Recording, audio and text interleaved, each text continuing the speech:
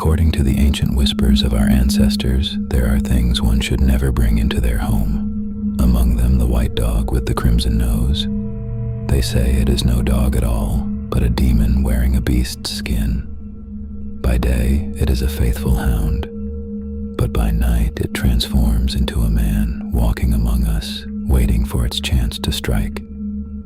I have heard many tales of these spirits, these Yuma, and the families they have destroyed.